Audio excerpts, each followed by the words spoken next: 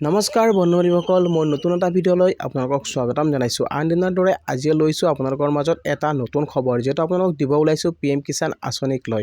তো PM কিষাণ আঁচনিক লৈ যিহেতু আহিছে এটা ভাল খবৰ। এবাৰ লাভ কৰিব কৃষকসকলে 17 নং কিস্তি। তো কেতিয়া লাভ কৰিব আপুনি 17 নং কিস্তি? 17 নং কিস্তি পাবলৈ হ'লে আপুনি কি কৰিব লাগিব?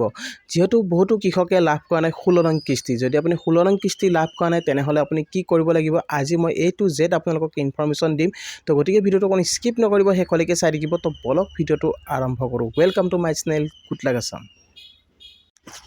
তো গাইজ আপোনালোকক যেটো জনাব বিচাৰিছোঁ, যদি আপুনি 16 নং কিস্তি লাভ কৰা নাই তেনেহ'লে আপোনালোকৰ বাবে যিহেতু এটা ডাঙৰ আপডেট আহিছে। আপোনালোকে যদি এই কামখিনি কৰে তেনেহ'লে আপুনি নিশ্চয় লাভ কৰিব 17 নং কিস্তি। আৰু 17 নং কিস্তি লাভ কৰিবলৈ হ'লে আপুনি কৰিব লাগিব এই বিশেষ কাম।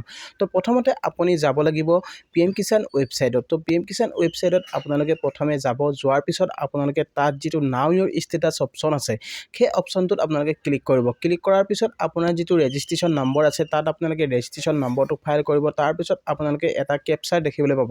সেই কেপচাৰটো ফাইল কৰাৰ পিছত আপোনাৰ যিটো ৰেজিষ্টাৰ নম্বৰ থাকিব, ৰেজিষ্টাৰ নম্বৰত আপোনাৰ OTP আহি যাব। OTPটো দিয়াৰ পিছত আপোনাৰ বেনিফিচিয়াৰী ষ্টেটাছটো আপোনাৰ আহি যাব। প্ৰথম কথাটো হৈছে কি, আপোনালোকে ফাৰ্ষ্ট আপোনাৰ PM কিষাণ ৱেবছাইটত গৈ বেনিফিচিয়াৰী ষ্টেটাছটো চেক কৰক। যদি আপুনি বেনিফিচিয়াৰী ষ্টেটাছটো চেক নকৰে তেনেহ'লে আপুনি গম নাপাব যে আপোনাৰ কি সমস্যা হৈ আছে। তো বলকচোন আপোনালোকক মই PM কিষাণৰ যিটো বেনিফিচিয়াৰী ষ্টেটাছ আছে সেই ষ্টেটাছটো আপোনালোকক দেখুৱাব খুজিছোঁ। এই ষ্টেটাছটো আপোনালোকক এই কাৰণে দেখুৱাব খুজিছোঁ কাৰণ বহুতো কৃষকে নাজানে যে কি সমস্যা আপোনালোকৰ হৈ থাকে। তো এই সমস্যাখিনি যদি আপোনাৰ সমাধান হয় তেনেহ'লে আপুনি নিশ্চয় লাভ কৰিব 17 নং কিস্তিৰ ধন। তো প্ৰথমে আপোনালোকক ইয়াত স্ক্ৰীনত যিটো মই দেখুৱাব খুজিছোঁ আপোনাৰ PM কিষাণ ষ্টেটাছটো। PM কিষাণ ষ্টেটাছত আপোনালোকে এই বস্তুটো আপোনালোকে লক্ষ্য কৰিব।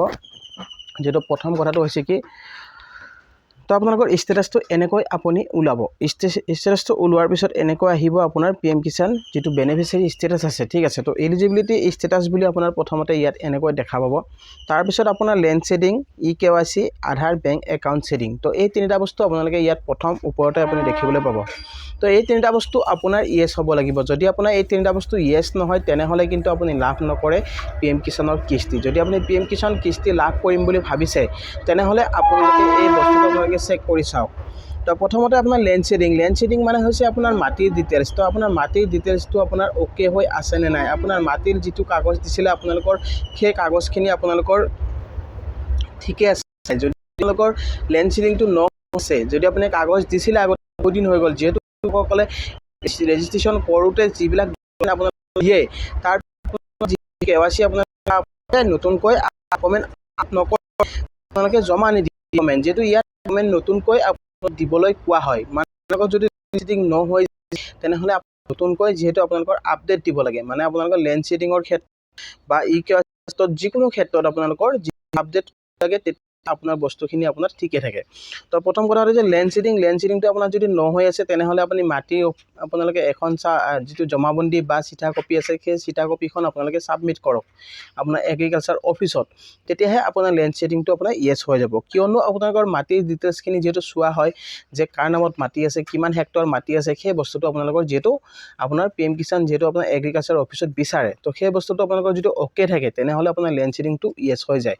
আৰু যদি আপোনাৰ EKYCৰ ক্ষেত্ৰতো আপোনাৰ তেনেকুৱা, যদি আপোনাৰ ইয়েছ হৈ আছে তেনেহ'লে আপুনি EKYC কৰাৰ কোনো দৰকাৰ নাই।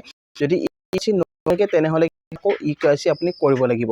তো বহুতো কৃষকৰ যিহেতু EKYC এতিয়াও হোৱা নাই, যদি আপোনাৰ EKYC হোৱা নাই তেনেহ'লে আপোনালোকে EKYCৰ কামখিনি আপোনালোকে কৰক। ক'ত কৰিব, যিহেতু আপোনালোকক এটা সময় ধৰি দিয়া হৈছিলে, যিহেতু 31 মাৰ্চৰ ভিতৰত আপোনালোকক যিহেতু মোদী ডাঙৰীয়াই যিহেতু আপোনালোকক কৈছিলে যে কৰিবৰ কাৰণে, কিন্তু আপোনালোকৰ বহুতো কৃষকৰ এতিয়াও হোৱা নাই।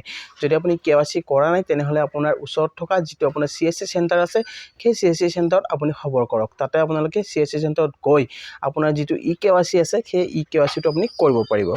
নেক্সট আপোনাৰ যিটো কোৱা হৈছে যে আধাৰ বেংক একাউণ্ট ছেডিং। আপোনাৰ আধাৰ বেংক একাউণ্ট ছেডিং মানে হৈছে আপোনাৰ আধাৰৰ লগত যিটো মোবাইল নম্বৰ আছে সেই মোবাইল মানে আপোনালোকৰ মানে আধাৰ বেংক একাউণ্ট ছেডিং, আধাৰৰ সৈতে যিটো বেংক একাউণ্ট আছে সেই বেংক একাউণ্টটো আপোনাৰ আধাৰৰ সৈতে লিংক হৈ আছে নে নাই সেই বস্তুটো আপুনি চেক কৰক। যদি আপোনালোকৰ ন হৈ আছে তেনেহ'লে আপুনি বেংকত খবৰ কৰক যে বেংকত আপোনালোকৰ আধাৰ কাৰ্ড আপুনি দিছিলে নে নাই। যদি দিছিলে আপোনাৰ যিহেতু বা আপডেট হোৱা নাই নেকি, যদি তেখেতসকলে আপডেট কৰি দিয়া নাই বা লিংক কৰি দিয়া নাই তেনে ক্ষেত্ৰত কিন্তু আপোনাৰ মানে আধাৰ বেংক একাউণ্ট ছেডিংটো ন হৈ থাকে। তো সেই বস্তুটো আপোনালোকে চেক কৰক বেংকত গৈ। যদি আপোনাৰ ঠিকে আছে তেনেহ'লে আপুনি কৰিব নালাগে। তো এইখিনি হৈছে আপোনাৰ মূল কাম। আৰু আপোনালোকৰ ইয়াত যেটো লেটেস্ট ইনস্টলমেন্ট আপোনালোকে যদি চাই ইয়াত যেহেতু ইয়াত 15 নং কিস্তি লাভ কৰিছে কিন্তু 16 নং কিস্তিৰ আপডেটটো মই আপোনালোকক দেখাব পৰা নাই তো আৰু এপনে এফটিও প্ৰসেস ইয়েস আৰু ৰিজন অফটিও নো আৰু ইয়াত আপোনালোক আধাৰ পেমেন্ট মোড বেংক একাউন্ট তো এইবিলাক গুটে আপোনালোকে ইয়াত এনেকৈ চাও পাৰিব তো মেইন কাম হৈছে আপোনালোকে এই তিনিটা কাম আপোনালোকে কৰিব লাগিব যদি আপোনালোকে এই তিনিটা কাম যদি আপোনাৰ ইয়েস হৈ থাকে তেনেহলে আপোনাৰ কোনো প্ৰবলেম নাহে তো আৰু এটা বস্তু আপোনালোকক দেখাব খুজিছো যেহেতু আপোনাক ক'ব খুজিছো কৃষকসকলৰ যেহেতু আপোনালোকৰ এখন যেটো নোটিফিকেশন ওলাইছিলে সেই নোটিফিকেশনখন দেখাব খুজিছো অসমীয়াত ওলাইছিলে সেই নোটিফিকেশনত কি লিখা আছে তো তাত যেটো লিখা আছে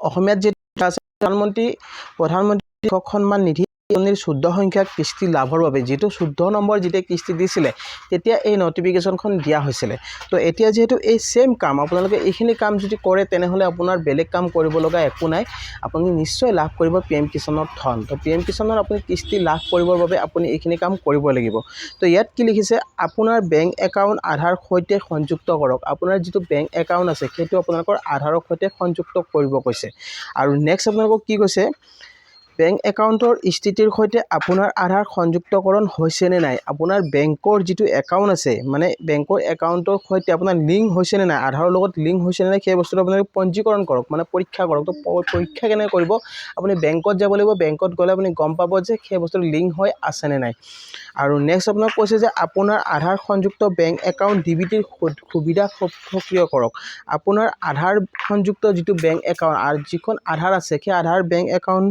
তো আপোনাৰ ডিবিটিৰ সৈতে আপোনালোকৰ সুবিধা সক্ৰিয় কৰিব দিছে তাৰ পিছত আপোনাৰ ইকেৱাইসি সম্পূৰ্ণ কৰক ইয়াত কৈছে আপোনালোকক ইকেৱাইসি সম্পূৰ্ণ কৰিব আপোনাৰ ইকেৱাইসি যদি হোৱা নাই তেনেহলে আপুনি ইকেৱাইসি কৰক যেটো কৰিব কৈছে আৰু পিএম কিষাণ পৰ্টেলত নাও ইয়ৰ ষ্টেটাছলৈ গৈ আপোনাৰ আধাৰ সংযুক্তকৰণৰ স্থিতি পৰীক্ষা কৰক আপোনালোকক ইয়াত যিখিনি কথা মই প্ৰথমতে ক'লো যেটো পিএম কিষাণ ওয়েবসাইটত আপোনালোকে যাব লাগিব তাৰ পিছত নাও ইয়ৰ ষ্টেটাছত আপুনি চেক কৰিব লাগিব আপোনাৰ ষ্টেটাছ তাৰ পিছতে আপুনি গম পাব যে আপোনাৰ কি সমস্যা হৈ আছে কি ভুল হৈ আছে তো সেইখিনি বস্তু আপোনালোকে শুধৰণি কৰক যদি আপুনি শুধৰণি কৰে আপুনি নিশ্চয় লাভ কৰিব পিএম কিষাণৰ কিস্তি তো ইয়াতো সেম কথাটোই লিখিছে যেহেতু পিএম কিষাণ পৰ্টেলত নাও ইয়ৰ ষ্টেটাছত গৈ আপোনাৰ আধাৰ সংযুক্তকৰণৰ স্থিতি পৰীক্ষা কৰক তো সেই বস্তুটো আপোনালোকে পৰীক্ষা কৰক যদি আপোনালোকে পৰীক্ষা কৰে গম পাব যে আপোনাৰ কি সমস্যা হৈ আছে তো ওয়েবসাইটটো আপোনালোকৰ ইয়াত দিয়া আছে যেহেতু http://pmkishan.gov.in তো গাইস আপোনালোকে নিশ্চয় বুজি পালে তো এইখন নোটিফিকেশন দিয়া হৈছিলে যেতিয়া 14 নং কিস্তি ওলাইছিলে তেতিয়া দিয়া হৈছিলে কিন্তু এতিয়া যেটো নতুন নোটিফিকেশন আহা নাই তো আপোনালোকক ইয়াৰ আগতে এখন দিয়া হৈছিলে যেটো 31 মাৰ্চৰ এটা আপোনালোকক কৈছে 31 মাৰ্চৰ ইকুৱাইসি কৰিব দিছিলে কিন্তু এতিয়া বহুত কৃষকৰ হোৱা নাই তো তাৰ কাৰণে আপোনালোকে চিন্তা কৰাৰ কোনো কাৰণ নাই আপোনালোকে আপোনাৰ যেটো সিএসসি সেন্টাৰ আছে সেই সিএসসি সেন্টাৰৰ সৈতে আপোনালোকে যোগাযোগ কৰক তাতে গৈ আপোনালোকে আপোনাৰ যিখিনি বহুমূলীয়া কাম আছে সেই কামখিনি আপোনালোকে কৰিব পাৰিব তো গাইস যদি আপুনি 17 নং কিস্তি লাভ কৰিম বুলি ভাবিছে তেনেহলে আপুনি আজি এই কামখিনি আপোনালোকে সম্পূৰ্ণ কৰক আৰু সম্পূৰ্ণ কৰাৰ পিছত আপুনি নিশ্চয় লাভ কৰিব 17 নং কিস্তি আৰু 17 নং কিস্তি কেতিয়া দিয়া হ'ব আপোনালোক যেটো জনাব বিচাৰিছো 17 নং কিস্তি যেটো মে মাহৰ আপোনালোকৰ শেষত আপোনালোকে লাভ কৰিব পাৰিব তো গাইস আই হোপ আপোনালোকে নিশ্চয় ভিডিওটো বুজি পালে তো আজিৰ ভিডিওটো আপোনালোক এখিনি জনাব লগা আছিল আৰু ভিডিওটো চাই যদি আপোনালোকে ভাল পাইছে তেনেহলে এটা লাইক আৰু শেয়াৰ কৰি দিব আৰু লগতে মোৰ চেনেলটো যিসকল নতুনকৈ আহিছে তো চেনেলটো সাবস্ক্ৰাইব কৰি ৰাখিব আৰু কাষত থকা বেল আইকনটো প্ৰেছ কৰি দিব যাতে এনেকুৱা ধৰণৰ নতুন ভিডিও আহিলে সকলোতকৈ আগত পাই থাকে তো গাইস আজিলৈ ইমানে জয় অসম